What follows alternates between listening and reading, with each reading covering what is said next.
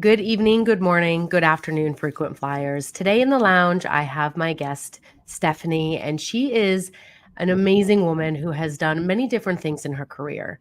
And I always love to highlight people who are pivoting from different parts of life. And she has gone from being on broadcasting, live TV, to being a business owner, to now being a business jet pilot for NetJets. And we're going to be diving into a little bit about how you can mold your life and career into the version that you wish, no matter what stage of life you're in, no matter how old you are, what taking risks can do for your career. And one of Stephanie's favorite quotes is actually, the greatest risk is not taking one. And what that means is that when we don't take any action, that's actually riskier than moving forward, no matter what the direction is. Stephanie, it's really a pleasure to have you on the show today, and let's dive in. Thanks so much for having me on, Sarah. I'm really excited to chat. Yeah, so when we talk about change, risk, pivoting, what is it that got you started in your career? And when did you get that aviation bug? Because that's quite a big difference, being on live TV, being a news anchor, and then starting a business, being an entrepreneur, and then becoming a pilot later in life. Most people typically think that if I didn't go to school and study flight school in college, that's not something I can do. Can you tell us a little bit more about your story and your journey to how you got here? Yes, it's a very interesting one. Aviation was not on my radar at all. I had no intention of being a pilot. Not a single person in my close family is a pilot. And frankly, we drove to every single vacation and from Minnesota into Western North Dakota, even to Colorado for, like 15-hour trips. My Wow. entire childhood, there was no aviation in it at all. And so growing up, I wanted to be two things, either a professional tennis player or a professional singer or actress. And that just didn't work out in any way, shape, or form. I did do it in high school and through college. But then I was in my dad's pharmacy working there a lot, and I just loved the medicine field and the medical field. And so I decided to go into pharmacy. Well, I went to my first chemistry class in college, and I thought he was speaking a different language. It was like so far over my head. My high school chemistry teacher was amazing, and this was a much different experience. So I kind of picked myself up off the floor and said, "What am I going to do?" And I definitely realized that I loved performing and being on stage and telling people stories that I didn't realize even at that age that that's something you could do as a profession. And I absolutely love sports. So I wanted to be a sports broadcaster on ESPN. And so how did I get there? Well, you have to go through either news or sports and go into broadcasting. So I became a broadcast journalist at the University of Minnesota, go Gophers. And I loved my time there. And my very first job was in Grand Forks, North Dakota. Just picked up my stuff and went there. And very serendipitously, I think this was almost like a foreshadowing of the future. My beat at the ABC station in Grand Forks, North Dakota was covering higher education and aviation. Okay. Yeah, and then I also got to do sports up there as well. And so I was doing more news than sports because that was where the position was. But I got to know the aviation community up there quite well, got to know the dean and other people there very well, and did not expect that I'd ever be in aviation. So as a news anchor and as a reporter, you get access to this incredible world of things that most people don't have access to, like the Blue Angels. I got to fly in a Black Hawk helicopter, a B-17 bomber, these amazing experiences. But I never, ever thought that I would be in the pilot seat until I got a call back in 2014 from a like 80-year-old flight instructor, very, very experienced guy in Fargo, North Dakota. And he goes, "Hey, you should do a story on aviation." I thought, okay, that'd be amazing. I'm always looking for a story, but we'll just see what happens. I've kind of done these stories similarly, but I didn't know what this one would be like. Well, I had no idea I'd be flying the plane, and so he put me in the left seat of a Piper Archer, and told me, "Here's how you fly the plane. Here's what you do: pitch, steep turns, all that." Well, when we took off for the very first time, he had me pull the yoke back and take the plane off the ground. I had no idea that existed, and that incredible feeling existed. And so the second I pulled it back, I was like, where has this been all my life and who's been hiding aviation from me? This is incredible. I was hooked almost immediately. And so I had a great time flying. My very first flight instruction ever was broadcast on NBC News. I Wow. don't recommend that for everyone, but I didn't do too bad. I don't think they recorded the landing, thankfully. But it was this incredible experience. Well, right around that same time, I met a gentleman who had a turbo commander and he had his private pilot's license, but flew for a hobby. And I didn't even know you could do that. I was so Right. disconnected from general aviation and professional aviation. And so got to know him. We start dating. He's shows me all things about aviation. I fly in his plane a lot, and next thing you know, he's now my husband and has been my flight instructor through almost all of my ratings. Wow. So yeah, it's this incredible love story as I well. love that. Yes, it is beautiful. And how is it, being instructed by your husband? Does it ever get frustrating? Yeah, people are like, "You're still married? That's impressive." And so we say, "Yeah." So he was a management consultant and a partner at a large management consulting firm for many years. So his job for so many years was advising people and teaching them the path they needed to go on in business.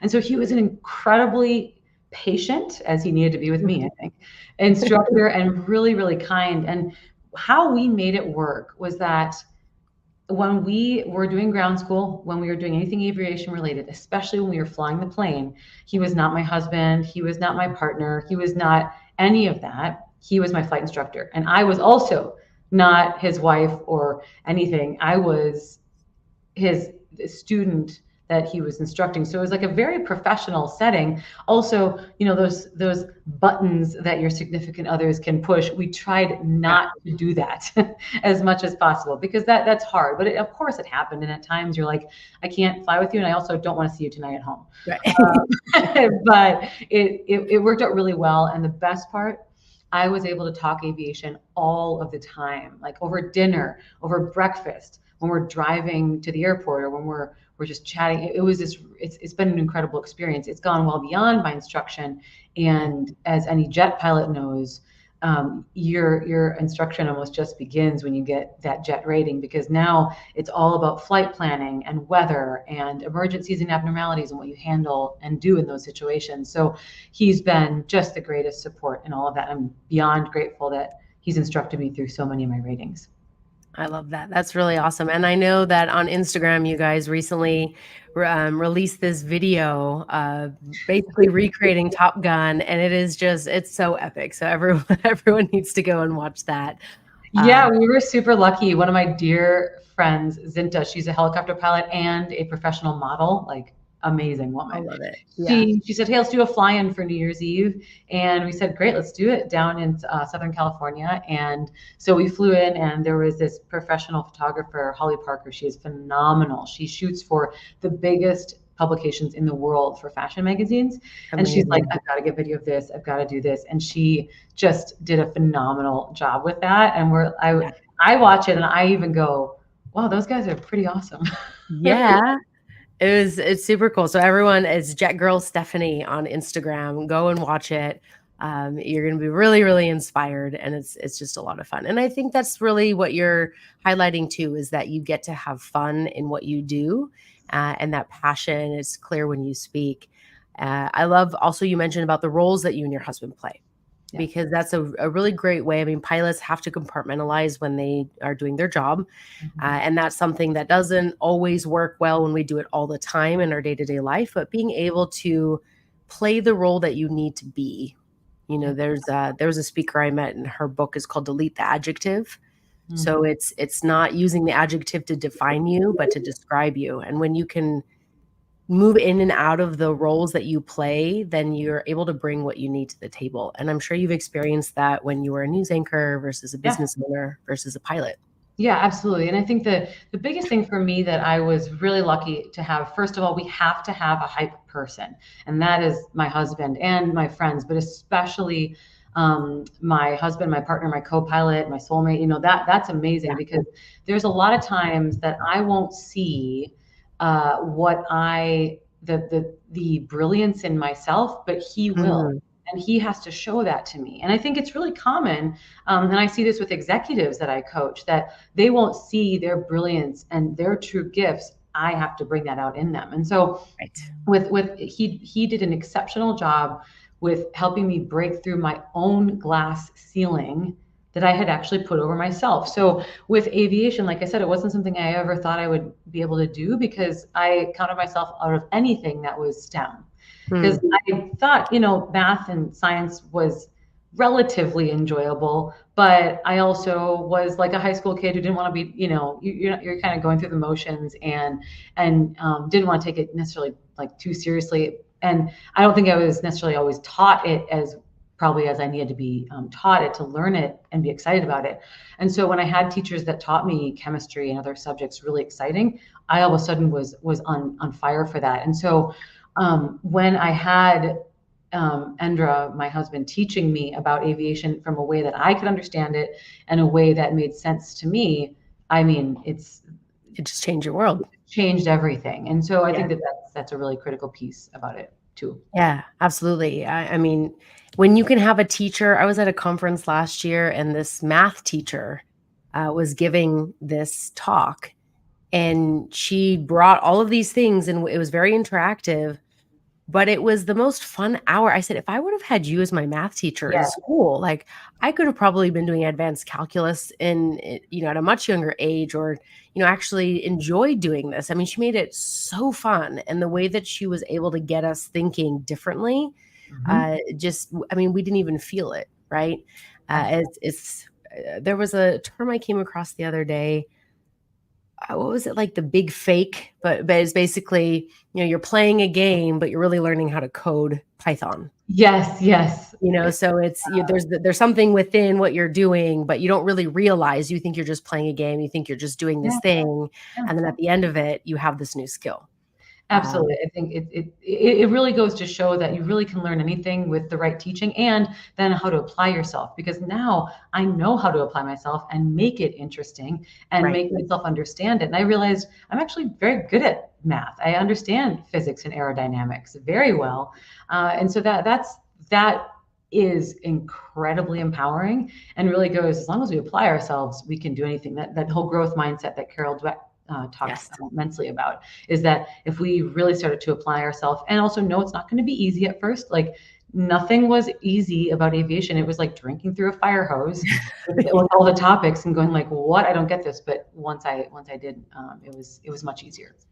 Yeah, there's this phrase, trust the process. Oh yeah. And every teacher, no matter what the skill set or profession is, will always have that. And it can be hard. Sometimes it feels overwhelming, and all your muscles are weak at that moment, right? It's like the first time you go to a gym, if you do all of this exercise and you've never moved that way before, you're going to be sore the next day. And maybe the Mm-hmm. next day after that, you can't really move very well. Yes, yes. But it's just about, learning how to stretch, learning how to flush the system out. And it's the same thing with our brains. We just have to make sure that we are giving breaks. We are doing other things that are nourishing for us to, reset the intense focus that we've put on to this new skill set we're trying out. And that's how we can grow through it, rather than just, giving up because it's hard. And I know you actually have a TED Talk called The Beauty of the Struggle. Is that right? I think that's the Yes. right title. Yep. The beauty Yeah, of struggle. Beauty of Struggle. And I thought that was beautiful when I saw the title of it, because, so many of us, we shy away from it. And a Yeah. lot of times our suffering is just because we're trying to avoid pain. But Hmm. really that can be worse than actually experiencing the thing that we are trying to avoid. So can you tell us a little bit about, what struggle means to you and how that's really helped you in your life and in your career? Yeah, I think it's an inevitable piece of life that, even though I've found ways to embrace it and work through it, it's still never fun. I mean, Yeah. especially when you're in it, you feel like this is going to be like this always, and that's not the case. Like, um, nothing really is that concrete. And so my experience with that was pretty immense tragedy growing up. I had kind of that white picket fence family, amazing mom and dad, teacher and pharmacist, and then two older brothers that were like my buddies. They put me in WWE wrestling holds, and then we're, playing basketball and tennis together. I mean, we were really close. Unfortunately, when I was 12 years old, my 17-year-old brother got in a car accident and was killed immediately. And it was devastating for our family, for my small town of Red Wing, Minnesota. It rocked the entire community and of course our family. And then Cam and I became unbelievably close, my middle brother, after my oldest brother Brandon died. And then unfortunately though, Cam, who was the star of the tennis team, looked like an Abercrombie model, was the guy that every guy wanted to be and every girl wanted to date, truly an amazing guy. He took his life when he was 19 and I was just 17 going into my senior year in high school. So it was an immense amount of struggle that I would wish upon no human ever. We had a series of other close family members die within those couple years, and it was just like this, another loss. So it was incredibly hard, and our family was very good at talking about things, so I feel like I was able to face it a little more and get through it a little more. Maybe some say quicker, I don't know, but I realized looking back that I was so blessed to have, especially a mom who talked very openly about things. And so she wanted us to face this. She wanted us to, go through the motions of grief and actually feel it and get through this, because that will hopefully leave less issues later on. And it will almost help you really work and process through it in a way that maybe be quicker, but at least it will be healthier. And so when about 8 or 9 or 10 years after Cam had passed away, I just kind of felt this nudging that I had to do something more and greater with my platform as a newscaster, that there was something more that could come from his loss, especially him struggling with mental health, and no one knowing, not a soul knowing. And so I started a nonprofit called the Goetz Mental Wellness Initiative, and evolved into called Imagine Thriving. And we helped out thousands and thousands of kids and families all across the Minnesota and North Dakota area. We went across the entire state of North Dakota. We had mental health programming, as well as put mental health professionals in schools. That in the Fargo-Moorhead area, there's many of them that are actually in the schools currently, and they now are full-time employees of school. So there's school mental health nurses, essentially, just like a physical school nurse. So they saw the benefit of that, and now the school has taken on that position, and they've seen incredible results. So ultimately, the beauty of struggle was, I couldn't see it at the time. I had no idea how my external circumstances was going to be a gift for others. But because I faced it and chose to really get in the nitty gritty and it was not pretty and not fun to face it, but having the support around me, working through, processing through grief, even years later, I was able to then help so many other people transform their lives and even prevent something similar like that happening. So I think there's Rob Bell is a speaker who talks a lot about all kinds of things, but spirituality and everything. And one of the things that he was asked was why is there suffering in the world? And I mean, that's a big question for a lot of people. And he's like, I don't have your answer, but I do know that that when we struggle and face it, we are able to be that shoulder for someone else and to take on their burden when they cannot stand. And in the audience, two people stood up. One person, their child had passed away, and the other one's like, I'm happy to help you. I had that same situation. Let's talk after. And so it becomes this ability to really care for our communities and our people, especially in a world that increasingly can be challenging for folks. So I just think, again, that key is we really do have to face it, and you have to have a community around you of people. I was lucky to have my faith, like the church, also my parents, definitely my husband, my dear friends from my hometown. But I'm like, anyone who's willing to be a good listening ear, who is a trustworthy individual, I'm gonna let you in on this, because you might have something of substance that will help me. And now I get to do that for others. So I think it's an immense power. Plus, I think in some of it, we get to slough off parts of ourselves that no longer serve us. Like Yeah. I was probably a shallow high school kid or, shallow middle school kid growing up. And let me tell you, loss at an early age transforms you immensely if you allow it to transform you positively. And so Mm. I went from caring about what I was going to wear to the high school dance and what people thought of me to being unbelievably grateful that I even had a roof over my head, being so Yeah. grateful that I had at least one sibling left for a time. There was so many, the gratitude was at like an astronomical level. Plus, I was able to know early on that time is like the most precious commodity we have and we can never really get it back.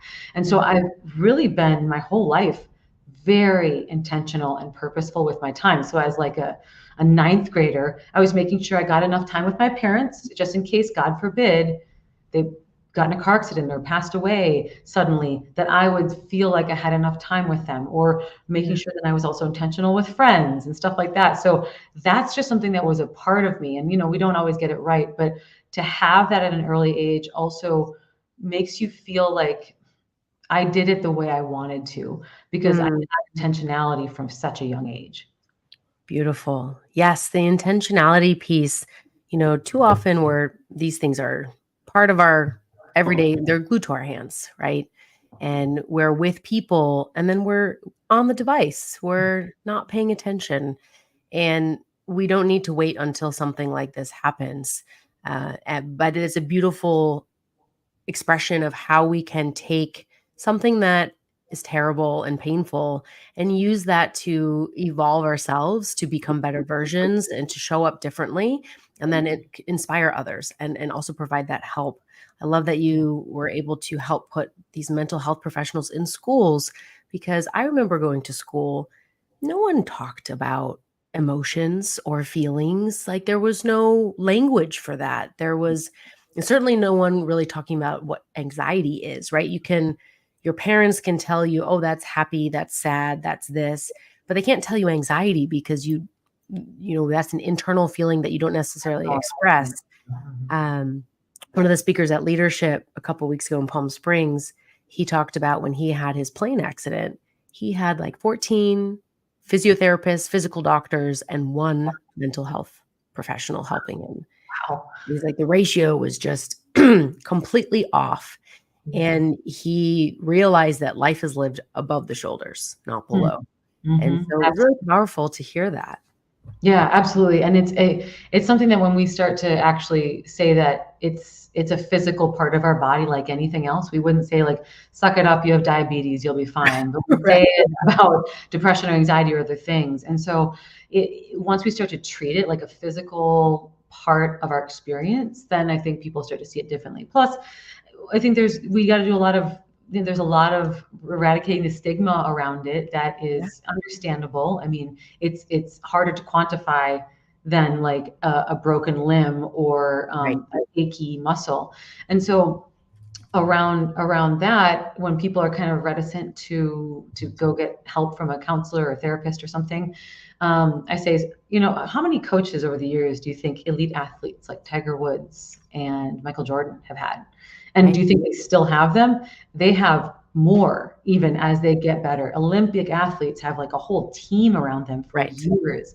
And that includes the mental side of things. But if you look at it as just a coach that helps you be the most elite, well, then the sky's like not even the sky's the limit, but you're able to push through things you never could before. And so sometimes people need that push to really say it's okay. And I will say from firsthand experience, I wouldn't be the person I am today without support from counselors and also support from those around me that speak truth to me. I know you're going to get to this question after a little while, so I don't want to preempt it, but we need to have people around us that are more successful than us, that are Mhm. in places that we want to be, and that can show us the light and show us like our brilliance, because we get too bogged down in that. And I feel that has been one of the greatest factors in my success in life is having an incredible team around me.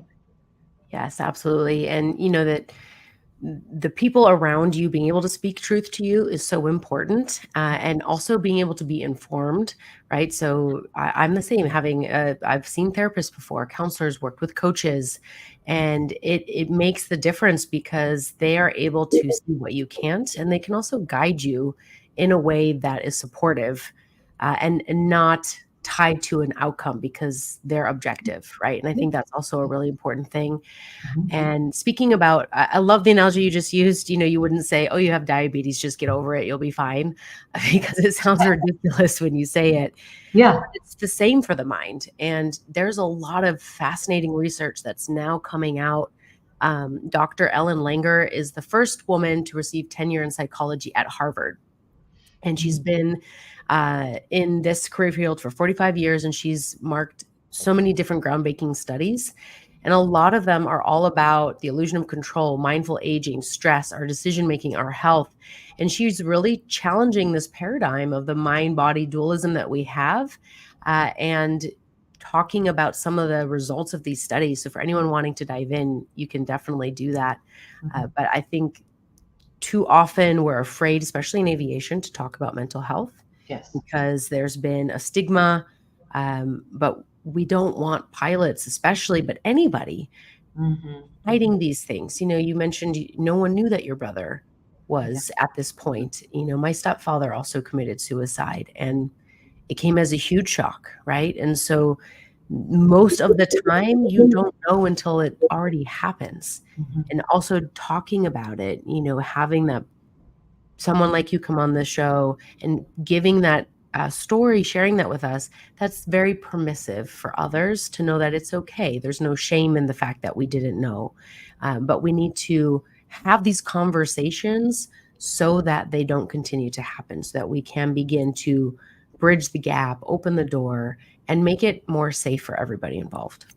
Yeah, and especially in aviation. I mean, I didn't realize that in aviation it was such a stigma or kind of closed off around the mental health of Yeah. pilots. And it's been interesting to see, from being someone myself who comes from the kind of mental health background that I had through starting Imagine Thriving and getting so much experience and learnings from psychologists and everyone around proper mental health and supporting yourself, and that it's okay to do that. And then you come into this field and it's many years behind. And so what we are starting to see in aviation is that with some of the new leadership on the FAA medical side of things, they are really bringing this more into focus and saying we can't just slip this under the rug anymore, because when we have pilots that are flying and not talking about it, it makes it worse.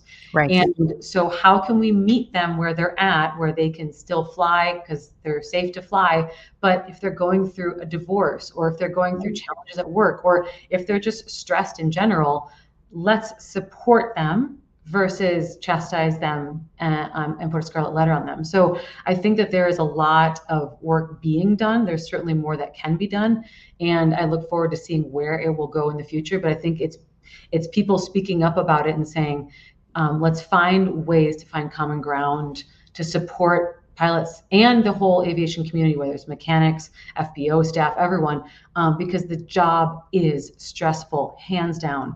The job as a professional pilot, you could fly one leg, and it can be one of the most stressful days of your life, and you could fly 5 legs the next day and it'd be perfectly fine, depending on the weather, if you have an emergency or abnormality, if you have an issue with a passenger who's sick or something. So we can't diminish that it's a very demanding job emotionally and mentally, and giving that support. Now there are companies, aviation companies, whether it's charter, whether it is airlines, that are providing that support through through kind of, I don't know if they're calling them counselors, but they are emotional support, temporarily to get through some of these things, and it is non-punitive. So I'm really grateful to see that they realize that the more that we support them, the less of a chance they are going to have something that's more long-term and lasting, and that they will be able to get up and build that resilience, because that's the key, is being able to bounce back from challenging situations. Absolutely, right. It's how we rise again after the fall that we had, after the difficult thing. And again, it goes back to mindset. A lot of that is, this is the narrative of today. It's not what people had 15, 20, 30 years ago. And so there's a bit of re-education and unlearning of old patterns and learning what is possible instead. And a lot of people forget that intense focus is also stress on the body, right? It's not just this physical stress or lack of sleep. Obviously, pilots will have circadian rhythm disrupt. But when you're intensely focused, let's say you're learning a new task or you've got 30 minutes to get that new permit, that is going to put strain on your nervous system. So you might feel fine. You might actually, at the end of the day, not feel, you wouldn't tell somebody that you're stressed. You might say, oh yeah, it was a busy day. And you have that adrenaline dump that happens. But over time, that nervous system strain gets, increased. And then that's what we're recovering from. And we get to a point where you get in, like, the phone goes off, you get an email at 5 o'clock as you're, just shut your laptop, you're about to get in your car, and you explode because it's just too much. And that's when, we're in crisis mode. Yeah, definitely. So it's good to see that there's more being done. And I'm glad the conversation is more than it was 20, 30, 50 years ago and more. But there's still more to be done. And conversations like this certainly help that. Yeah, beautiful. How would you encourage people to, if someone's been struggling a little bit or they're feeling like they haven't had someone to talk to, how would you encourage them to find someone or to find a resource that they could turn to? Yeah, well, the good thing these days is that what we didn't have, 20 years ago or more is you have your phone or your computer, Yeah. that there's so many online resources. So if you're struggling, first and foremost, the challenge is that's a barrier to care in general. You're not going to have drive or motivation. And so I would say, first and foremost, for people who are listening, that they are doing well, but keep your eyes out for those who are not doing well. Because someone who has depression or anxiety or is just caught up in their head, it's going to be very hard for them to be proactive at all. That's the issue that they're having, is not being able to get maybe that support. So if someone is struggling, ask them and caringly, lovingly say, hey, how you doing? I noticed that you're really under the gun with a lot of these tests that you're having to take. I know that your training is a lot, or I know that your parents had a major surgery or had something going on, or a breakup. Reach out to them, because they're not going to probably reach out to you, most likely. So that's first and foremost, have that EQ up.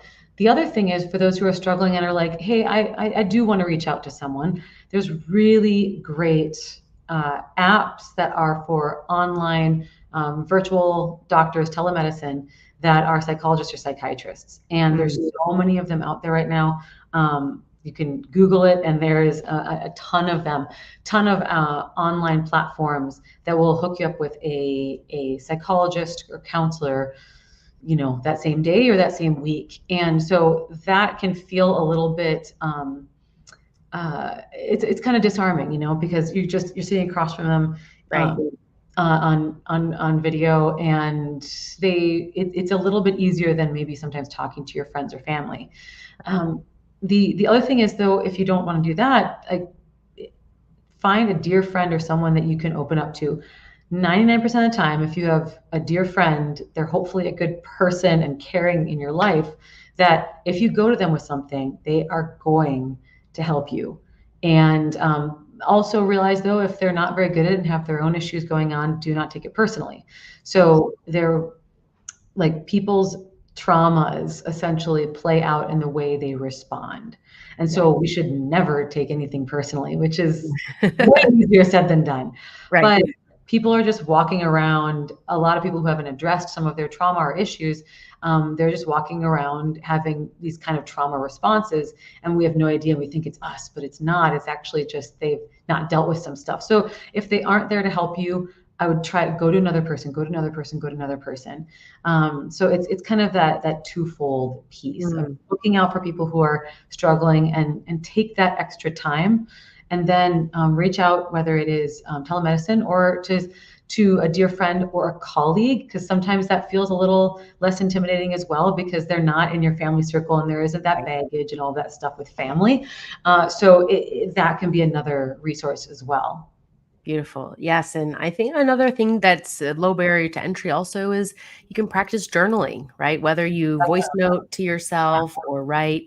And then when the situation is calmed down, you wait a few days, you go back, you can reread what you wrote, Yeah. and you'll get a different version then because you're in a different space. And I gained a lot of insights rereading some of my old journals, and seeing like, oh my gosh, this I couldn't even hold a straight sentence, right? And my thought was Yeah. bouncing all over the place. And then reflecting back on what I was going through at that time and being able to make different conclusions. And I love that you mentioned, the unhealed trauma. A lot of us don't, we kind of put this big word around trauma, and what does that mean? It could only be a big thing like an No. accident, a death, or physical activity that was unwarranted or unwanted. No, it can be something as simple as your mom picked you up from school 30 minutes late, and for those 30 minutes your 5-year-old self thought that you were going to be alone forever, Yeah. right? Yes. Yeah. um, there's actually a really great book. I have the workbook right here. I'm going to just pop it up. It's called It Didn't Start With You.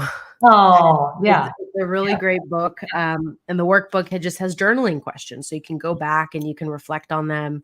And there's a lot now too to support not just the psychology behind why we have these patterns and behaviors, but also in our gene expression, right? In the environments that we're in, why we might have a certain trait that we've never experienced that in our life, but maybe our parents have. And so that also helps us to contextualize and understand a bit better, which can help make more informed choices. Absolutely. And one of the things I love that you said journaling. So I'm not someone who's ever been big at journaling ever. I kind of did it many, many years ago and then stopped it. But I do very much I do it now in a little bit of a different form. But absolutely, journaling is so important because for one thing specifically, we have narratives that are going around in our head from, let's give the example of the 5-year-old who thought that they would be alone forever because they didn't know where their mom was. Right. And although the mom arrived and everything was okay, you're now triggered by when people are late. Yeah. And that starts creating this continual message to your brain that, OMG, someone's late, his life is over. And we start to feed into our emotions, we start to feed into our feelings. And that is what an incredible psychologist, Dr. Henry Emmons, calls the second arrow. We might have that initial response, but once we assign meaning to it, then we just go down this dark spiral. He wrote a book, 2 books, which I highly recommend, and he also has a podcast. I know probably shouldn't tell another podcast on a podcast, but it's a different thing. It's called the Joy Lab podcast. But Joy Lab. his books are The Chemistry of Calm and The Chemistry of Joy. And what he does is he works with people to get off of medications, get off of like antidepressants or things that could be done more naturally, that are with herbs and other supplements that are actually highly regulated, that almost do the same thing, but replace some of that serotonin or replace some of those maybe physical pieces that we need. So his 2 books on that are phenomenal. But what you were saying about journaling, which is so powerful, is when we put on paper the narrative that runs in our head around a big one, which is imposter syndrome, thinking that I just like fell into this opportunity. It's not my qualifications, or I'm not really good at this, or someone's going to find out I don't really know what I'm talking about. That whole thing. When we start to write that down, you look at it and you go, you got to be kidding me that I actually are you serious right now? And when I do workshops, especially with women around empowerment and resilience, I have them write down what is a negative narrative that you are reciting right now in your head. And Sarah, it is painful to see how these people, whether it's men or women, but in these women's workshops, how they talk to themselves. it hurts my heart. I'm like, and I'm one of them as well. We all Yes, have a I do narrative. it too. But to Yeah. see them say things like, "You're no good. You're a terrible mother. You'll never ever achieve anything." I'm like, and then I stand on the outside going, "Of course you can, because here is the evidence. You did this and you were successful. You have been incredible with your child in these ways." And so the key is in that I would encourage people to write down, what is this narrative that's going on? Write that down, laugh at it a little bit externally and go, "Okay, I can't believe I actually believe this, or this has been Yep. running." And then go, but what is accurate that we can write about in the flip side of that? So if you say, "I cannot become an entrepreneur. I've never had those skills. Like, who am I to say that I can be an entrepreneur?" Well, so for someone like myself, I started a business in executive coaching, and that came from starting a nonprofit, because not anything tied to it, like financially or anything like that. It was these skills I learned as building a nonprofit. I was building something with, not making any money by any means, but I was still building it and building a team, leading, being that out in front. And you have to do that as an entrepreneur as well. So those skills I gained there were exceptional at me building my coaching business. And so then I could write to that and say, no, you actually have the skills. You've built a nonprofit. You've also led in other capacities, whether it's like, singing or choir or something, or in other capacities. So it's really powerful to put that down. And because our mind is going to always go back to that well-worn pattern of negativity, because it's easier to go there. One thing I wanted to bring up too was this amazing quote by a gentleman that I follow on Instagram, of course, because where else do we Yes, where else do we find he has a book called Lighter, and it's Young Pueblo, I believe. Oh, yes, he's awesome. Yeah, and he says, I love this. He goes, "Your immediate reaction does not tell you who you are. It is how you decide to respond after the reaction that gives you real insight into how much you've grown. Your first reaction is your past. Your intentional response is your present, and I would add your future." So how we choose, because we're going to naturally, something's going to come up and we're going to get triggered by it, and that negative narrative is going to start. And if we step back and actually go, "Okay, wait a second, that's not actually how I feel anymore. I'm going to start a new narrative. And what's the truth that I'm going to infuse in that?" And kind of see it from like a dear friend's perspective. If you would look at that negative narrative you wrote down and your friend was saying that to themselves, what would you say to them? Right. You'd say something totally different. And I often will write that down then and say, what would I say to a friend who's going through this? What is the proof points that they've been successful, or the proof points that they're not that? And that can certainly help change that. Beautiful. That's a very powerful practice. And I like going into what's the perspective that you would say to a good friend, or, even what's the perspective if your mentor was talking to you, because, we can kind of draw on our previous experiences. And that's also, people think mentors have to be people that, are in your life, but what would Jesus do, right? Yeah, What would absolutely. Oprah do? What would Tom Cruise do? I don't know, right? And so we can adopt these different perspectives and look at it from a different lens, and that's usually helps take the emotion out of it, and then helps us to rewrite that narrative, because language is powerful and the way we talk to ourselves is powerful. Yeah. And that's usually why people don't change, right? Why they don't take the risk. They don't. Yeah. It's really, really very, very powerful. And when we can also separate our feelings and our thoughts from who we actually are, that is really helpful as well. And just like really step out of that storm sometimes and say, all right, just because those things are happening and firing doesn't mean anything. It could be because I'm hungry and have nothing to do with actually the reality. And let me tell you, I get very hangry. I know exactly what I'm going to eat every moment of the day, what I'm going to eat. Like this is any captain I fly with or any pilot I fly with, they know Stephanie comes prepared with food. Yes. Like always. It's like, and even for them, for me, Always got I'm not going to go hungry when Stephanie's here. Yeah, no, hangry is a real emotion. Yes. Very much. My partner will actually sometimes, if we're going to be out for like a long period of time, recently he kind of like stood in the front door. He was like, "Did you pack snacks?" And I was like, "Oh, I actually didn't." He's like, "We're not leaving until you pack some snacks," because Yes, he you knows what's gonna happen. know how that emotional roller coaster will go if you don't.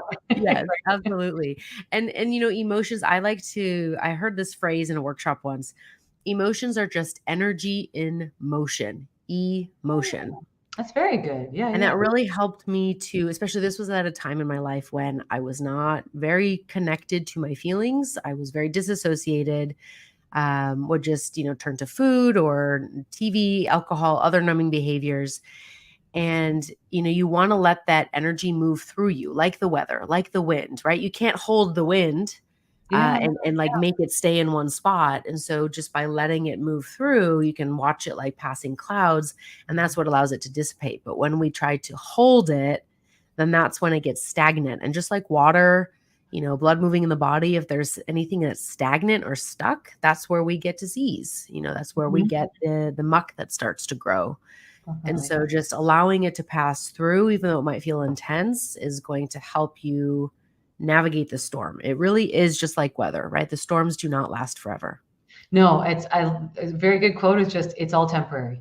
Yeah. It all, even the happiness and the joy is for that moment. We're going to go through a time that's a little bit of a struggle. Ideally, that is much greater than the challenging times, but the challenging times are temporary, and the way we move through them matters. And like Dr. Emmons has said, is that key of it. Once we get that initial reaction, because our brain stem is trying to protect us, and if we Right. have that initial trigger of something because of our own life experiences, don't assign meaning to it. Mm, Come with curiosity and kind of go, that's interesting that I just had that. Wow, I got a really interesting feeling in my stomach from that person, what they said. Like, what is right. that? And not even going too deep and reading too far into it. That's that second piece that he says, if we go so far deep into that, then we do go in that spiral. And then we end up really staying stuck in that emotion. But instead, I love your analogy. It's the wind. Like if a breeze comes and all of a sudden you're like, oh, I'm a little chilly. It's Yeah. temporary. It's going to go by. Don't assign meaning to it. Let it go by. If it keeps coming though, and you do keep getting that, it is important to delve into that and sit down with a professional or with a Right. friend or a mentor and say, so why is this frustrating me? And why am I having this kind of reaction? Once you know that, and that knowledge is power, it is amazing how you can release that and go, wow, I cannot believe those two things were connected and they have nothing to do with each other. And really trying to release that is like, that is your true peace and joy and happiness there. Yes, absolutely.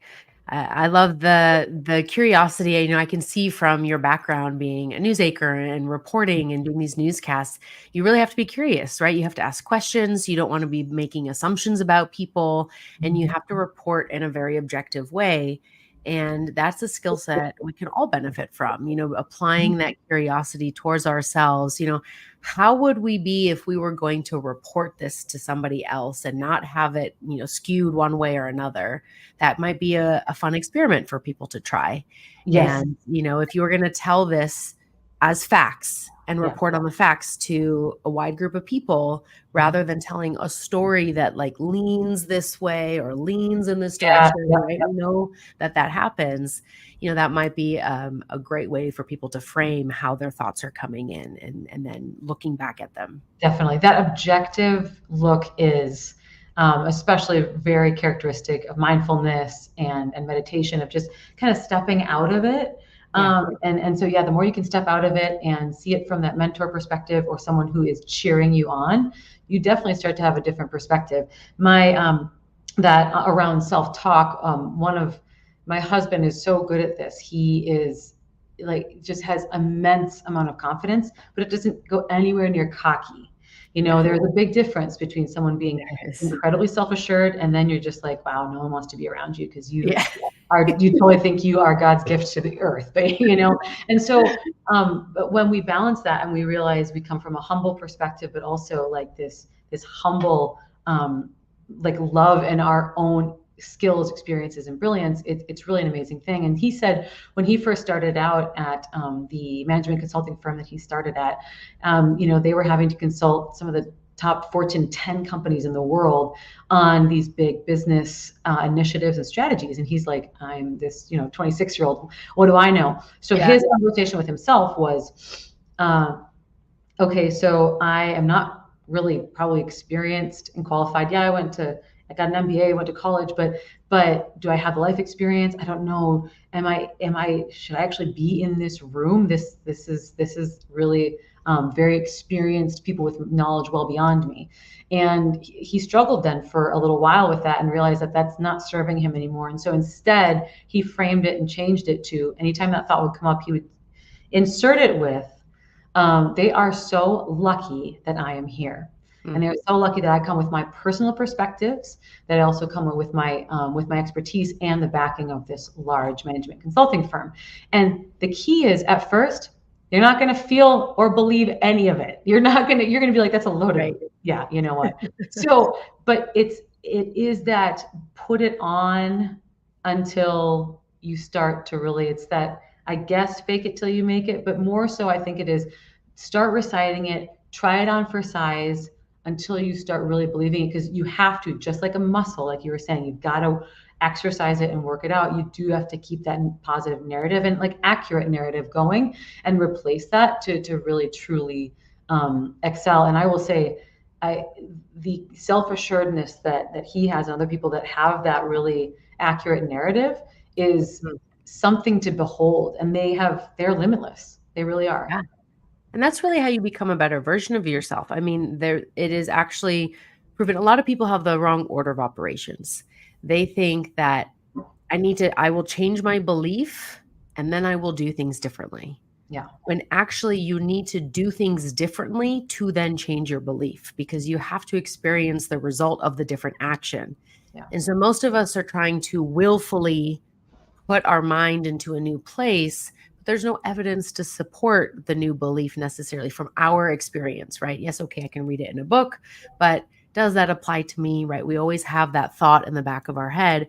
But once you do the thing differently, you get the different result, then you go, oh, interesting. Okay, let me try that again, or let me do it a little bit differently again this way, and just, you keep building upon that. Yeah. And so taking that action, taking the risk, Exactly. right? That is what's going to actually change your beliefs, and then that's going to change how you are being and how you are showing up.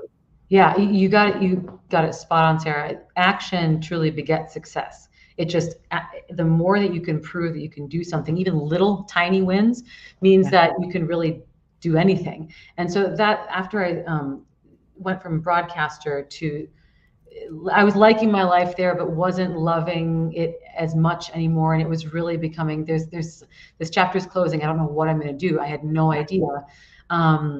Because where else can these skills be used? Started talking with people, started saying what kind of skills that I have with communication and emceeing and coaching, and like kind of that perspective, like how can I translate this?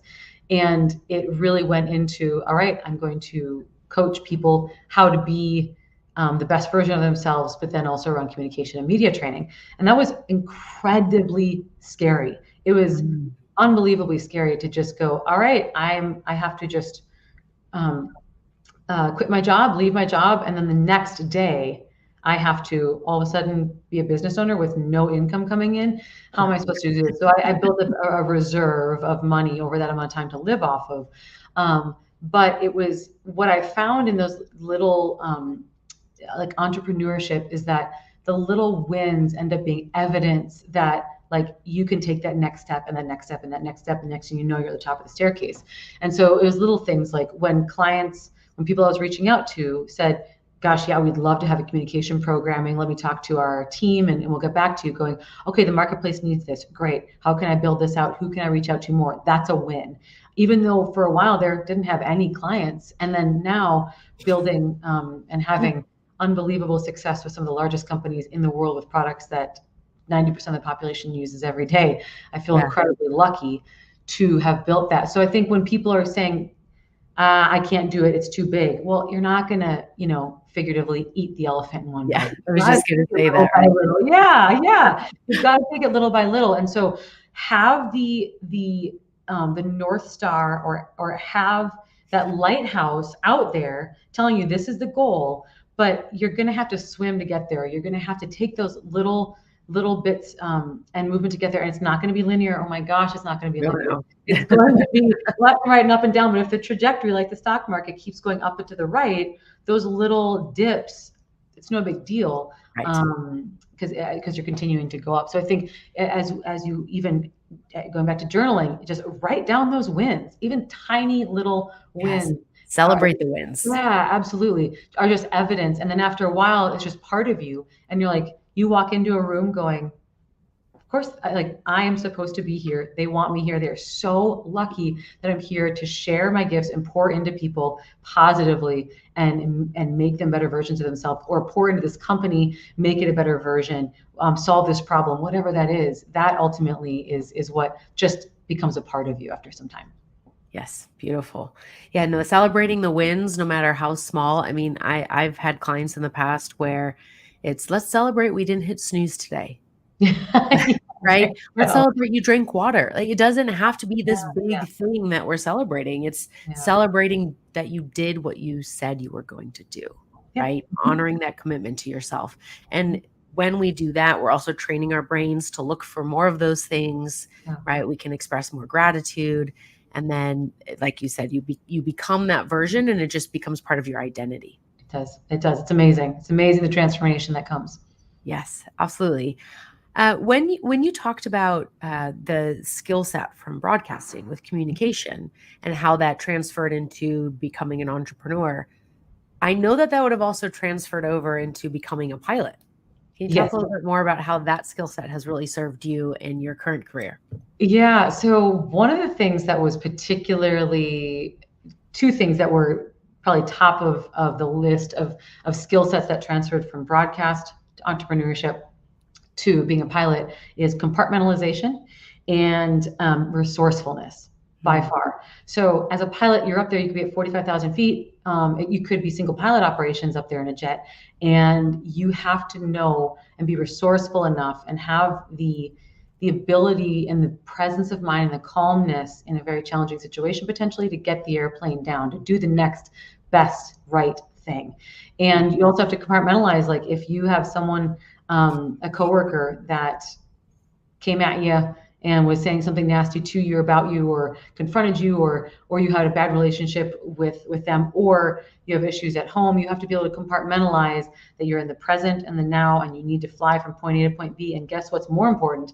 I don't know, going down to minimums and an icy runway. That is more important right now than the family situation, even though understandably it's going to affect you. And so as a newscaster, there were so many times I had to use that every day. I was doing the 5 o'clock, 6 o'clock, and 10 o'clock news every day, 5 days a week, every week, 5 days a week.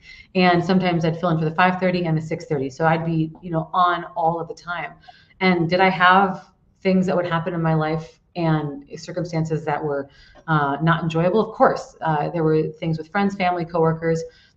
Of course, most of the time it was good, but yeah, there might be something that sets you off. And so, for example, one day, it was like a Wednesday, and unfortunately, my beloved childhood dog, a boxer, loved her more than anything, passed away. And she was living with my parents at the time because it was just too hard for me to have a dog. And oh man, anyone who has an animal or has, you get it. You just get it. It is like, that's enough said. Like, it is so deep, the pain. And so I had a choice, if I'm going to go to work, I have to work. Like, I can't just be there and like be in a tough mood. I had to be on and perfect and presenting every single second, because you never know who's tuning in. So you have zero margin for error there as a newscaster. And so I'm like, all right, I'm going to go to work. Just suck it up. You'll be fine. And I was good throughout the day. I was doing the evening newscast, so I went into work at like 1:30 in the afternoon. And so things are good. They're okay. All right. I will grieve my beloved little Mia dog, in maybe later on that night or the next day. But nope, 4:45 for the 5 o'clock newscast rolls around. I'm getting my makeup on, doing like my hair, getting ready for the newscast. And like uncontrollable tears just start pouring down my face. And I'm like, stop it. You don't have time for this. You have to be on the news in like 10 minutes. Like, stop this right now. Okay, let's get it out. So like, cried as much as I could. And I'm like, all right, we're done. All right, here we go. And, composure. And I, went on the newscast that night and no one would have been the wiser at all. And if I was going to be there saying I was going to do the news, I had to also show up at the highest level of excellence. And that was always my commitment. That always has been in everything that I do. Yes. And so it's not always easy to do that. And I would say I probably should have taken the day off. But if I was there, I was going to show up and definitely do it my best. So it's the same as when we go into flying airplanes. And that situation might look more like we didn't get very much sleep last night because we're at a hotel that was noisy, or we're really exhausted from 3 minimum term days, 14-hour days, that we're just exhausted. And at that point, you need to assess whether you should be doing this flight, and you say, hey, this is unsafe. I need to step back, call fatigue. Or if you're having issues at home or in your personal life, to go, this is an opportunity for me to try compartmentalization. And so I would almost like mentally put the issues I had in a little box, sitting, figuratively outside the studio. Because the second I walked into the studio as a broadcaster, like, I am focused 100% on making it the best newscast I possibly can, being the best interaction with my co-anchor or a meteorologist or sports. And that was my commitment. And when I walked out, I would most of the time forget about that figurative box or issues that I had, that I was struggling with. And a lot of times I'm like, wow, those were I made them a lot bigger than I thought they were. And so that compartmentalization can actually help us to go, actually, that wasn't that big of a deal. I was just kind of sitting and spinning on it a little bit. And so the compartmentalization piece and that resourcefulness, as a reporter, you have to be incredibly resourceful, because you got to go out and dig up a story. Who are you going to call? Who's the expert in this? What is the information and the correct documents that you need for this? You got to call and cold email and everything. You have to be very, very resourceful. And so I think those are the two of the biggest ones. And then I would say also taking full ownership as a captain, no matter what, whether you're a first officer or you're a mechanic, or whether you're an FBO staff, or whether, whatever you're doing, you are the captain of what you can control. And as a pilot, as a newscaster, I will say, the buck stopped with me. If I stumbled on a sentence, on something on television, and that was, everyone at home just thought it was my fault. They didn't know that the teleprompter wasn't working. They didn't know that video popped up when it shouldn't. They didn't know that the script wasn't in there. I mean, so I always took that as, I'm the captain of this ship, even though I was in collaboration with our producers, with the directors, with the staff running the cameras, with everyone in the back of the house. So you have to take that responsibility as well as a pilot. And it is, no matter, because you might be the one who saves the day. There's a lot of times that like the captain might miss it, and for you might miss an issue that could be an issue with airworthiness of the airplane, and you say, hey, did you actually see that there is this big dent or this big issue, or whatever it is with the aircraft? You can really be the captain in that moment. And so bringing all of that through that ownership piece was certainly something that was critical and helped as well. Yeah, wonderfully said. That, I think, the ownership piece, no matter whether you're the pilot, as you said, no matter what role you're playing, taking ownership for what you see, for what you can contribute, asking the questions. It might be a hard question, even though it might be pointing out something that someone might have missed. And it's really, comes down to safety. It comes down to excellence, having that high bar, and showing up, and that requires being fully present too. Yeah, right? We can't be distracted with, the compartmentalization is one thing, but we can't be distracted with, devices or all these other things that pull on our attention. We have to really narrow our focus and be willing to take responsibility for our own actions. So that accountability piece, I think, is really huge. No matter if you're in aviation, if you're in any other industry, just as a human being. Yeah. When we can do that, when we all do that, there was a phrase that I came across, and it was, if your doorstep is clean, then the city will be clean. Definitely, yes. Right? If we all do that, your residents, figuratively and literally, yes, the world can be an incredibly good place. Right. And then you become that ripple effect, right? Because you inspire others, they're seeing you show up in this way, and that motivates us. When we see that spark, when we see people that are really alive and they're showing up, that motivates us to be like, hey, I want to do that, right? How Mhm. can I do that? And then we get curious and we can ask questions. And then, we can learn. I mean, we had a conversation before we went live about broadcasting, and some of the things there. And so just asking those questions, not being afraid to ask, not being afraid to take the risk and try something new. And, it's not going to be easy the first time you do anything, right? But when we were babies, did we give up trying to walk because it was hard? Right? We just kept Did it? going and, Yeah, and we would laugh at ourselves and yeah, we'd hold on to anything we could. And now here we are walking most of the time pretty straight and not yeah, falling over, right? yeah, exactly. And running marathons or ultra marathons or Right. whatever it is. Yeah. Absolutely. Stephanie, I feel like we could go on forever. I did want to touch a little bit about the philanthropic work that you and your husband do. And I know you had the non-for-profit that you started before, but tell me a little bit more about what you're doing now. Yeah, so I think it's just a part of me to, when I'm a part of an industry, to find ways to make it better and empower and really infuse in those areas that need the support and help. Because I mean, we've all been there. Growing up was nothing special, felt like an underdog, and I think we all need to have that helping hand and we've all had help from others.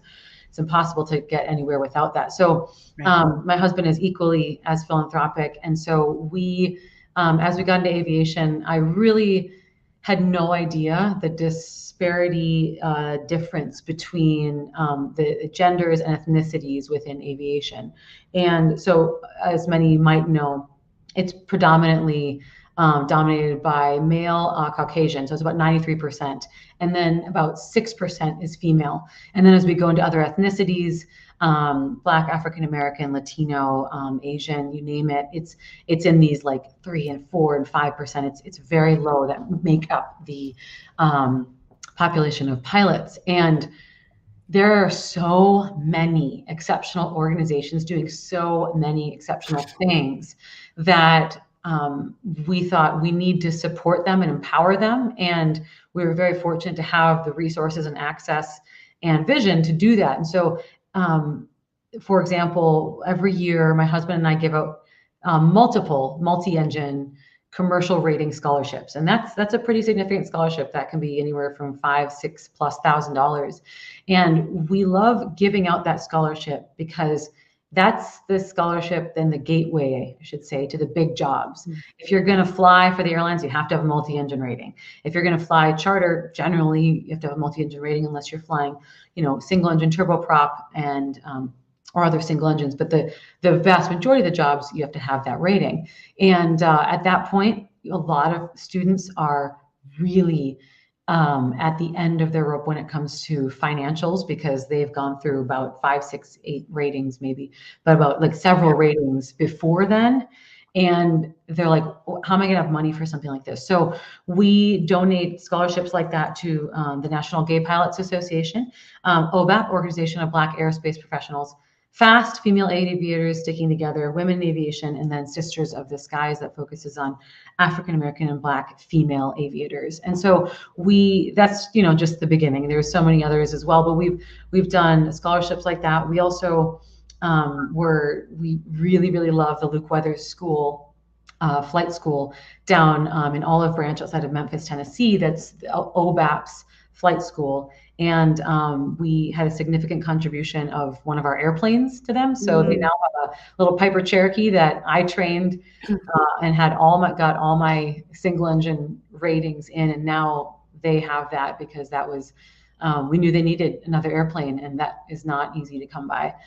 So we also are really big into that mental health and mentoring side of things with pilots, and a lot of that is just ad hoc. I feel incredibly fortunate that when I got into aviation and kind of found my path and found the way that I was able to do it, I just wanted to shout it from the rooftops for everyone. And I was very lucky that with my Jet Girl Stephanie on Instagram, I was able to connect with so many people that are on a similar path or one different than mine, but I can give some insights to, and I can help them and mentor them. And that is the greatest gift ever. And I always say, never be shy about reaching out to someone. If someone wants to mentor you and support you, or even just give you a word of encouragement, take it. If they don't take it personally. Who knows what's going on in their life? But I would encourage people, reach out and reach out to me if you have any questions and want to like support in your journey, because I'm happy to give my take on business aviation, which is where I'm really passionate about. But I know plenty about commercial airlines from friends and people in the industry to say, hey, there's a couple different paths you can take. And so we really find it's important to do that, because it's also important to empower communities that aren't represented in Yes. any industry. Because go back to the mental side of things. If you don't feel like you have a community, it is very, very, very hard to feel like you belong. And when you don't feel like you belong, everything starts trickling down, not as positively or straight out negatively. And so when you feel like you have a community of people that is like you, or it's different than you, but supports you, that's gold. And that will take you very, very, very far. So we really feel it's critical that we have to support these communities of people and their rights, especially those in like the LGBTQ plus community, and continuing to support them in just their equal rights and everything. So it's really amazing. We feel really lucky, and I mean, we love every single one of the people that we've met throughout this community. It's just embraced us as well from being kind of outsiders, I guess. Yeah, no, that's beautiful. I mean, last year you spoke with my younger sister. We were at the Women in Aviation conference, and that was the first time she'd gone to that event. And her eyes were so big with all of these women. She's like, I've never seen this many. Is everyone here a pilot? And I said, well, not everybody, but there's engineers, there's people working for NASA, there's mechanics, pilots, dispatchers. And she was just blown away. And she still remembers the conversation that you had with her. So thank you for that. Yes, I was happy to talk to her. She's so delightful.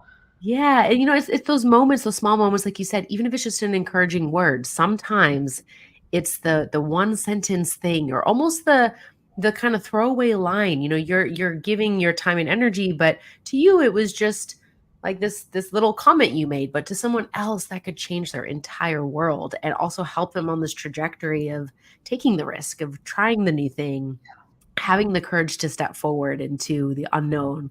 And so that's really powerful. Thank you so much for all the work that you do for our community, for our industry, and also making sure that, there's conversation and connection around the more underserved and underrepresented communities, because that's really important. Diversity is so important for our growth, for the evolution and innovation, right? And so making sure that people feel supported is a very special thing. So thank you Yeah, for absolutely. And there's space for everyone. I mean, for anyone to think that because more underserved or underrepresented communities coming into aviation somehow will take your job, it's not true. There's that. so many opportunities for people out there. There's so much space. And yes, of course, the industry will ebb and flow with positions, but it is that diversity of not only an individual, but diversity of thought, which creates the strength of any industry. Because when we have just the same thinking all the time, especially in the world of safety, that can be a little bit dangerous. And so when we have someone who goes, hey, did you actually realize this could be a safety issue? And I will say those who are in a flight deck and sitting next to someone for hours and hours on end, if they don't feel like they can have a conversation safely with someone about something, and they don't feel like it's a collaborative, safe environment, that's also a safety issue. And so we need to have these, whether it's a person's lifestyle or whether it's their ethnicity or anything, we need to be welcoming and supportive and of anyone who's different than you, and being curious instead of judgmental, and go, that's interesting. I actually, that's not how I would see things. Tell me more about that. So that is really, really important. You don't have to agree with someone at Right. all. You can have much different beliefs, but being curious will create that environment that creates a safe environment and a welcoming one, and will also make them feel like they have a community there. Yeah, the tell me more is such a powerful phrase, because you're not coloring the question, it's not a leading question. And it really just allows you to learn more, right? And then if that person can share with you, it's also a really wonderful way to communicate with your partner instead of saying, "How was your day?" and then forcing the person to quantify their Yeah. day, right? Because we usually we try to catalog and go, "Oh, it was good, it was hard, it was whatever." You can just say, "Hey, tell me about your day. What did you get up to?" Yeah. Right? Now they get to choose something that excites them, that lights them up, then they share with you, and then it really opens the door for some really powerful connection, whether it's with your partner or with someone that you disagree with. So Yeah. tell me more is this magical phrase that is really, really good. Yeah, or even like, tell me what you loved most about today. What surprised you about today? Like Yeah. those kinds of questions. It really leads, especially for parents, asking the kids, just, okay, how was everything? And they're like, oh, fine, good. I have to go Yeah, do right. I'm gonna go to my you room. know, maybe say, what was something you learned today? What was something that was very surprising? What is something that you loved about today? Those kinds of things. Yeah, what was challenging about today? Yeah, absolutely. Amazing. I love that. So, before we went on, we were talking a little bit about one of my questions I have, which is I always ask my guests, what's your favorite destination and why? And you were talking about Vail and these hard airports to fly into, like Columbia, Georgia, and Eastern Oregon. And it really ties back to what you said about the beauty being in the struggle, right? That Yeah, yeah. the most challenging situations we have are often the most rewarding. I know. Yes, definitely, definitely. And it's interesting because flying an airplane into a challenging airport to me is like the most fun. So And then I'll fun. go to a challenging situation. I'm like, I'm out. I don't want to be here. Right. It's, Yeah. yes, but you're absolutely right. So some of my favorite places to fly into from the flying portion versus like being in the back of an airliner would definitely be Aspen, love Vail, some of the Bahamas. There's some and BVI's have some very fun Yeah. and challenging airports. But Columbia Gorge was this place that I was unfamiliar with in Eastern Oregon, and beautiful, beautiful area. But the airport basically certainly didn't have a precision approach that we were able to come on the runway we were landing on, and lots of hilly / mountainous terrain around it, very close to the airport. And you had to use your pilot skills of how am I going to safely get in here when it's going to be very hard to do a downwind and a extended downwind or base. You're going to have to keep it very tight, and you're in a jet. It's not as maneuverable as a little single engine, and so you had to be resourceful. Yeah. And it just makes you use your piloting skills more. I love those situations because it makes me feel more prepared for any situation that life throws at me. And so I guess that goes back to the beauty of struggle is like, okay, I've seen this before. I know this situation. Okay, whether it's loss or whether it's issues with a coworker or whether it's challenges with my business. Okay, I've seen this before. How did I handle it then well? Or how could I do it differently? Because that time wasn't so good. I mean, there's a lot of debriefing that, as you know, in aviation that we do around, okay, that could have been done way better, or that was the right situation or way to assess that situation and execute it. Let's do it the same way again next time. So I think that does go to that piece about our own resilience is that we have so many tools at our disposal that once we go through something, that is another tool in our tool set if we decide to remember and put it in there in Yeah. that mental tool set of saying, well, how did I get through this then? And what are the skills that I have now? Part of it is just our own belief that like we have the skills to get through something challenging. We got through, Mm. if we're here today, there's a great quote that if we are here today, we've made it through 100% of our worst days. I love that. You Yeah. have it. Like you are a badass and resilient. Like that is 100% a fact. So I think we have to give ourselves some props that we've been through some tough stuff and like even celebrate that and we are awesome. So it is really important to celebrate that piece and then those challenges can certainly help us in the future. I love that. Yeah, I once went through an exercise of writing a resilience list and writing like the top 3 to 5 like major things that were so difficult in my life. And then going through and like what helped me through those times and then Yes. being able to see what was the pattern over the 5 events. And then noticing, oh, in this event, I did this that was different, maybe some new skills that I had learned, right? And then you start to again, become objective and understand like, hey, I got through some Mhm. really tough shit Yeah. and I can do it again. And now I have more skills, Yeah. and maybe I wasn't recognizing those skills, but now I can. Mhm. So that's a really powerful thing for people to do. And I remember at one point I slapped that thing up on like my desk so I Yeah. could see it every single day. I was like, you can do hard things. Look at all Yes, these you can people. do hard things. I'm seeing a theme, everyone who's listening and watching, I'm seeing a theme that we all need to start journaling because that is powerful. I mean, I love that. Write a list of I can get through hard things. And it's okay if when you got through it, you weren't thriving. Like I don't care how you got through it. Like you got through it, and then at the point where you could kind of come to and come out of the fog, that's where the thriving starts. Because right when we get through it initially, we're like, I am not thriving at all. I actually feel like I'm hardly living and that I'm just Yeah. here. And that is very common in stressful situations, especially really tragic, traumatic ones. And we have to realize that like that it might be that way for a little while. I remember after the breakup of a guy that I was with for many years, and we were ready to be engaged, and it just was it was not to be.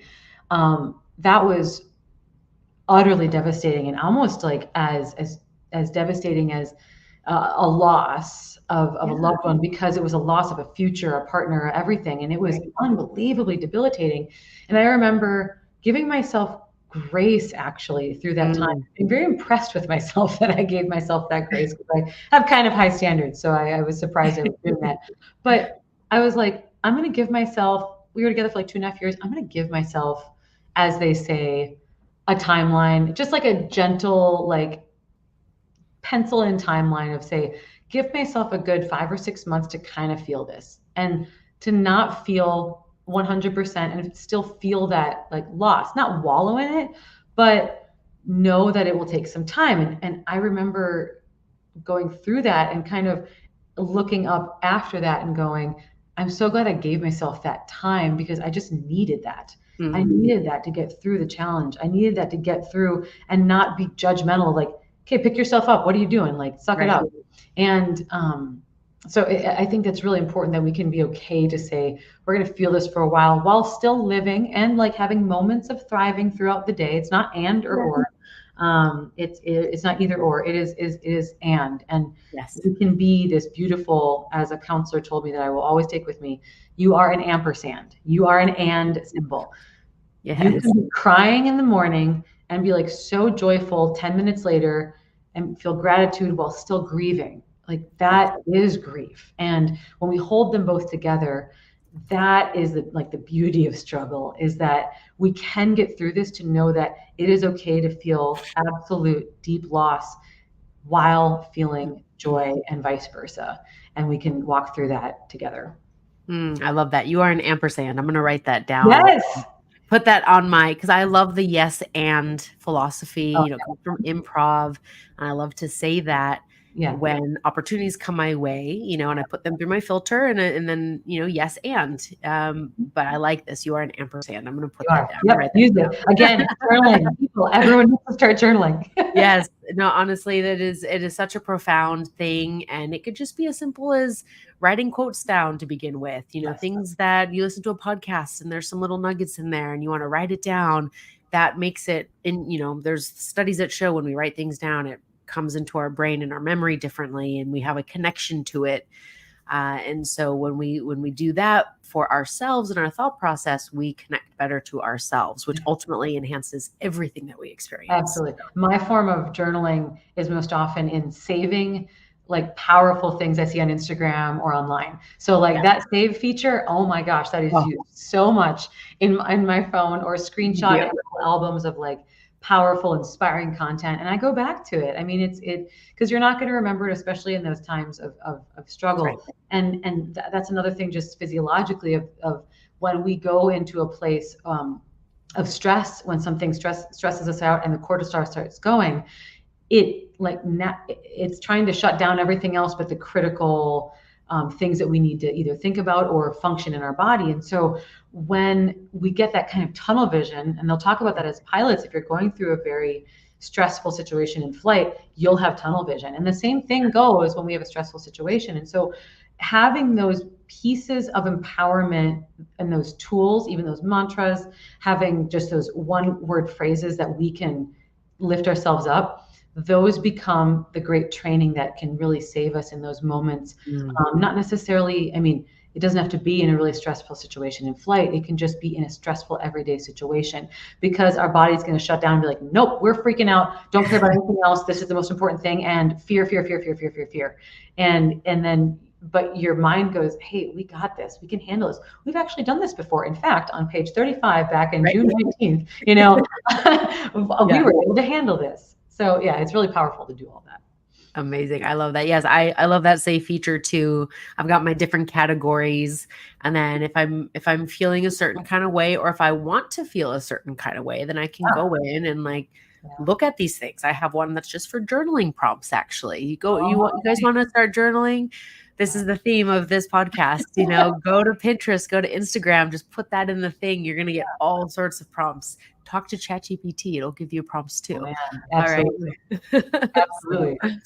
Amazing. Oh, Stephanie, I feel like we could go on for hours. This has been so great. We'll definitely have to get you on the show again and talk more. And also, I want to talk about celebrating small wins. This is the first pre-recorded episode of the podcast that I've ever done.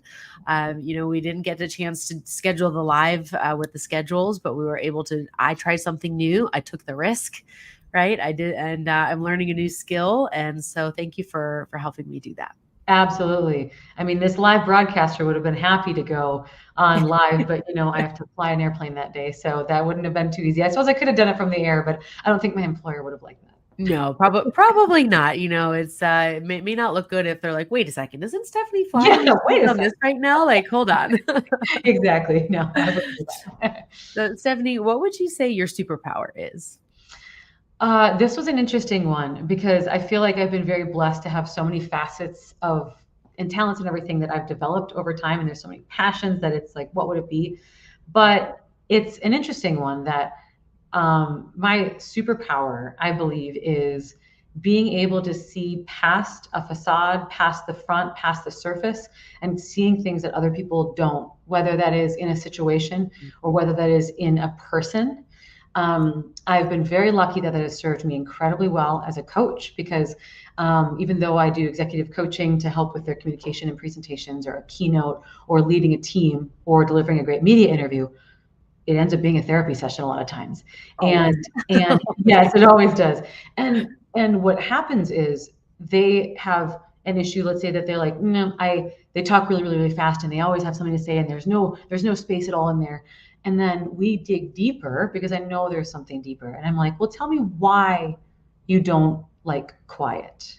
I'm like, well, I don't know. I don't know. It's just kind of always how it's been. And then we go deeper and deeper and deeper, and we get to the root of even family issues, or how they grew up, or the imposter syndrome, all those things.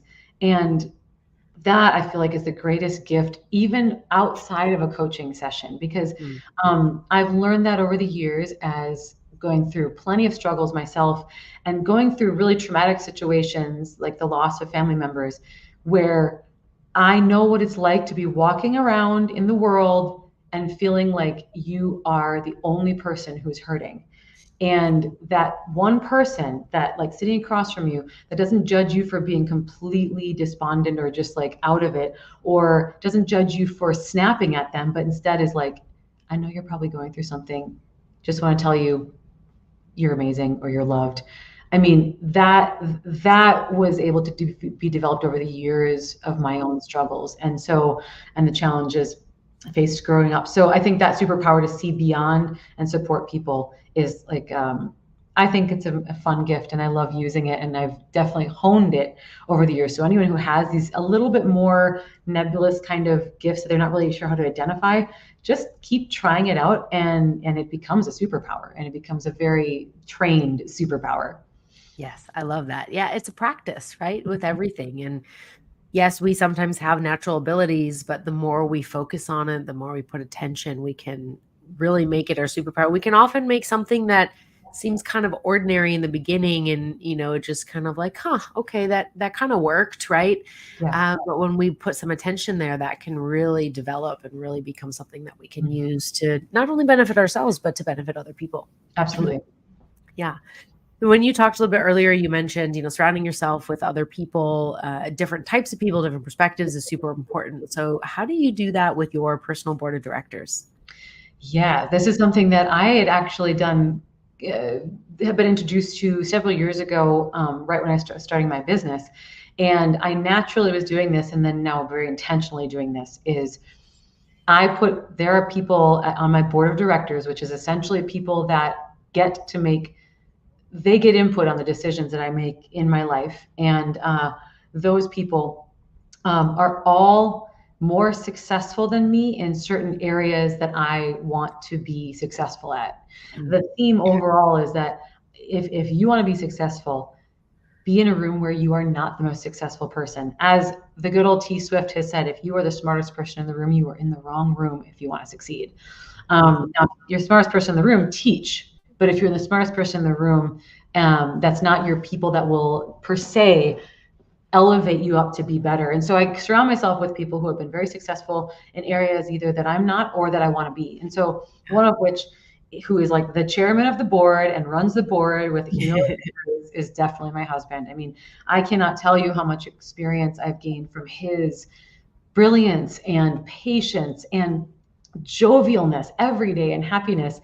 It is really remarkable. And to this day, even this morning, he was supporting me around just some challenging. A family member had a pretty serious surgery, and it was tough. I didn't realize how much it was going to affect me, and it was hard. Mm. And he was there for me, and he was speaking truth to me. That was the biggest thing. That he's like, it's okay to feel like this. This is very normal. Sit in Yeah. it. Don't beat yourself up. Just it's okay. And then speaking truth to me on other pieces of the business or my perspective on flying or whatever it is. And so he has been phenomenal. I can't talk enough about choosing the right partner that pushes you through your glass ceiling in an empowerment way of making you see your brilliance and see your exceptionalness.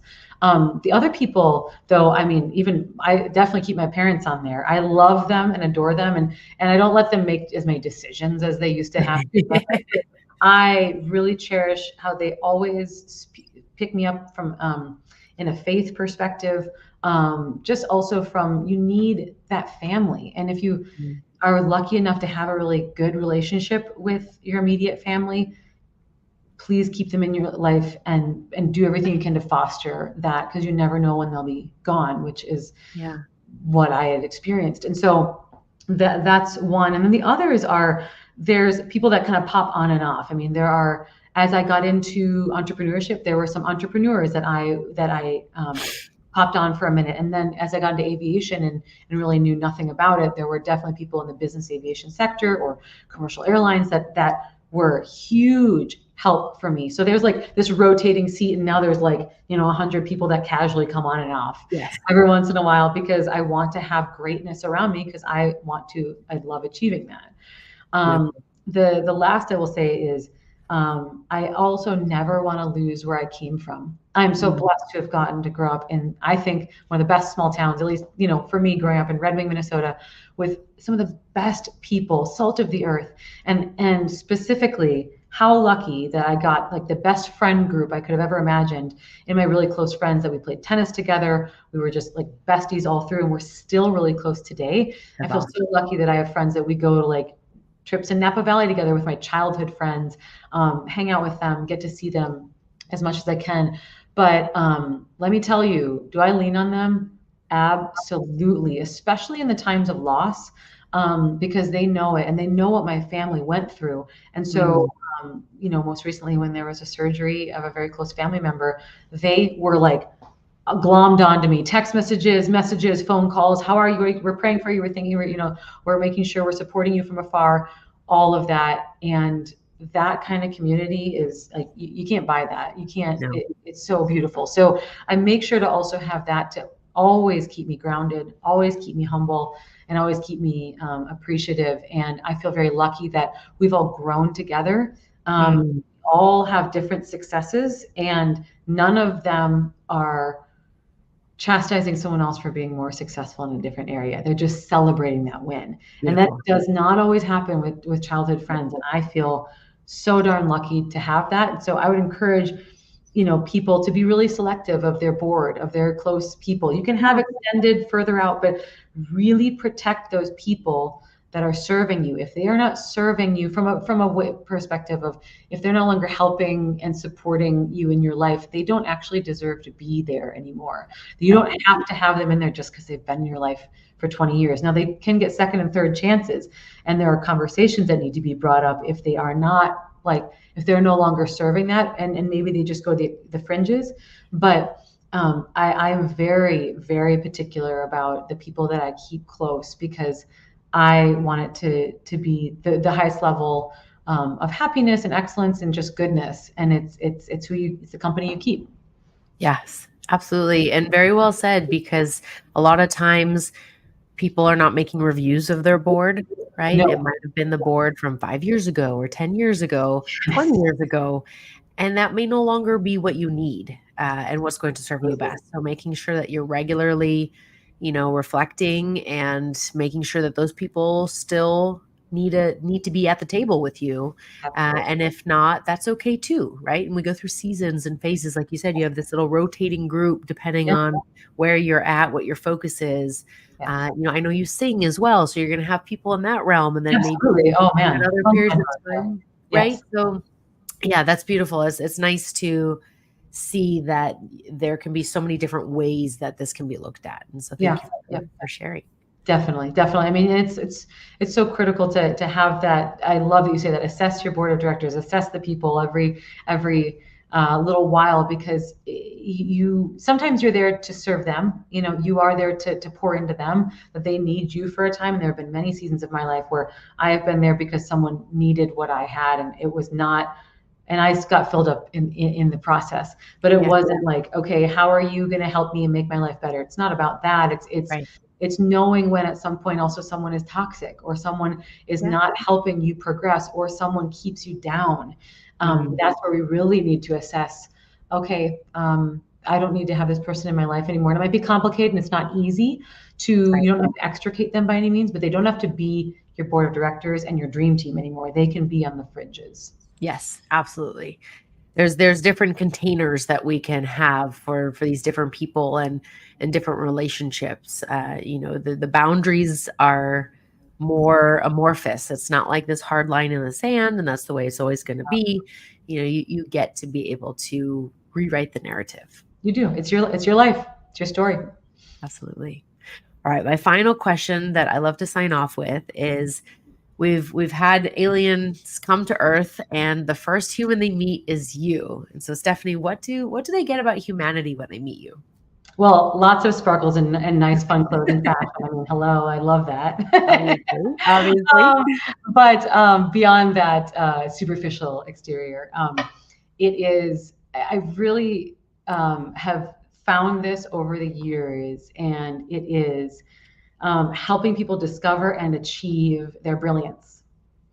Everyone has the level of brilliance that they want inside of them, whether it is being the best mom you possibly can be to raise exceptional humans, whether that is to be a CEO of a company, whether that is to be the best executive assistant on the planet, whether that is to be the best friend you possibly can be. I mean, any level of your own brilliance, or even just to be at peace and happy.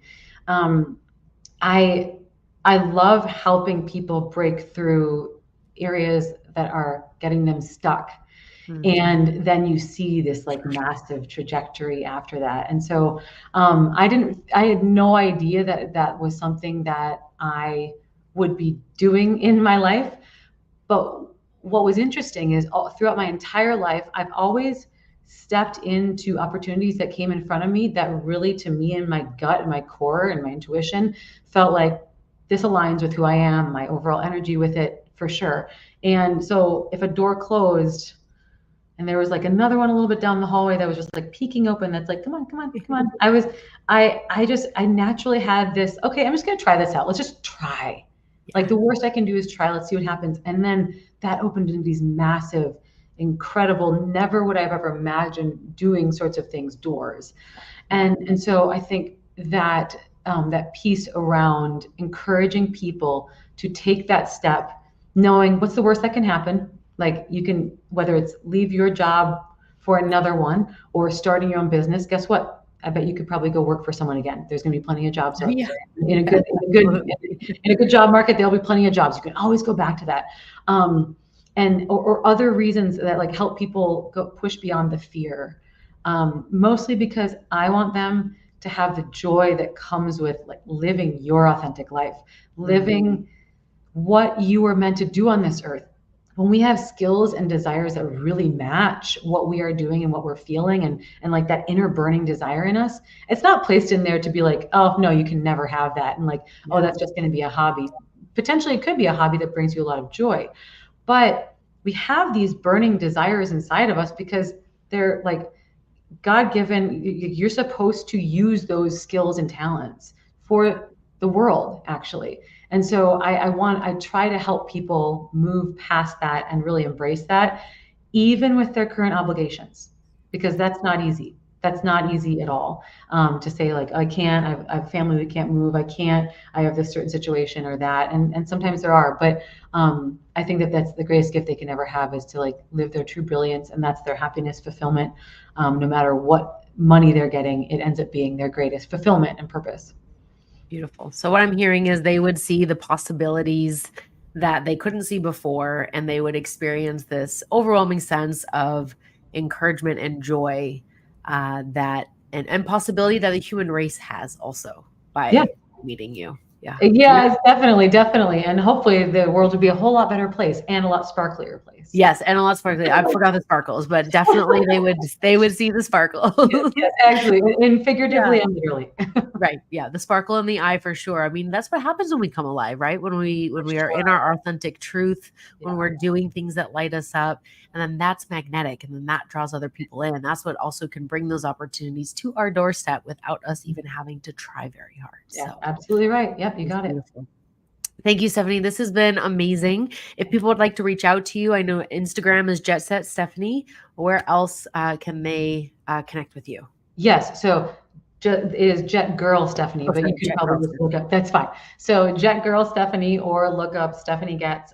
Also, just Stephanie Goetz, my name on LinkedIn. I have my business, which is Goetz Communications, Goetz. If you just go to Goetzcom with 2Ms.com or look up Goetz Communications, you can certainly find me there as well. I'm on Twitter and all of that, but I think the main ones are Instagram, LinkedIn. Those are great ways to connect with me, or on my website if you want to send me an email there. But I'd be delighted to have any conversation, especially about airplanes or fashion or discovering your brilliance. I love all of it.